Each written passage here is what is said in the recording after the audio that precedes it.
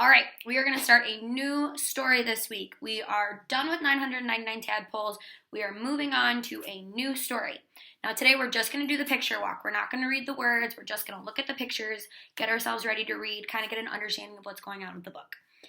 Now, 999 tadpoles was fiction, right? It had pictures that someone drew and colored, and it had the characters that were talking were frogs. That doesn't happen in real life. It's pretend. So it's a fiction story. It was made up.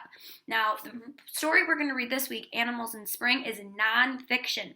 That means it's real. So we read this book to learn information. So we are going to learn about animals in spring. So we're actually going to learn something. Where 999 tadpoles, yes, we learned some things, but it was mostly for just fun. We read it to enjoy it and just listen to a story. With Animals in Spring, we are going to actually learn real information about animals in spring. Okay, so the title of our story,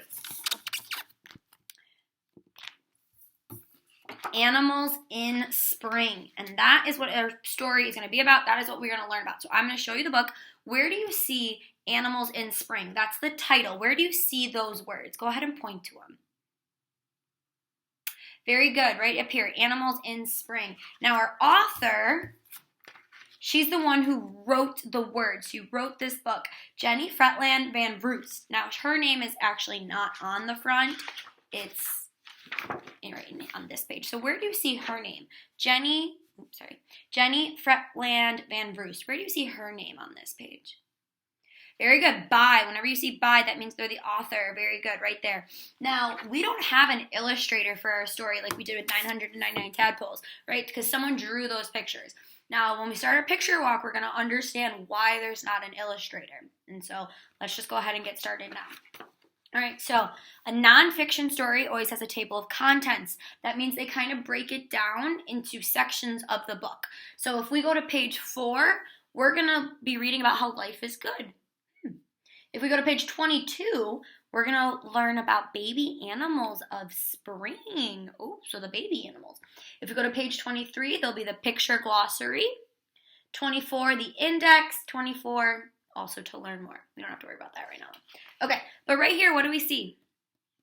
A deer, very good. Now, is this a cartoon picture that someone drew, or is it a real picture of a deer that someone took with a camera? It's a real picture, and that's why we don't have an illustrator, because all of the pictures in our story are real. Someone took them with a camera and then put it into the book. So no one had to draw pictures. It was all done for them by taking the pictures, because it's real, just like the information is real. Okay, so over here, what do we see? A little groundhog. Oh, he looks like he's kind of waking up. He's coming out. Interesting. And on this page, he did come out of his little burrow over there, right? So he came out and he's in the flowers. Now, if we look at the picture, what season does that look like? Does that look like winter? No, there's no snow on the ground, even though it's spring right now and there's snow, but that's okay. All right? So maybe it's springtime. The title is Animals in Spring, so it's safe to assume that it's spring. What animal do we have here? A turtle. Very good. A turtle looks like he's coming out of the water. What do we have here? Birds. They look like they're kind of having a little conversation, right? Excellent. Very good. Oh, what do we have? A horse and his baby horse. A little lamb. Looks like it's kind of learning. His legs look a little shaky. Oh, a baby bear.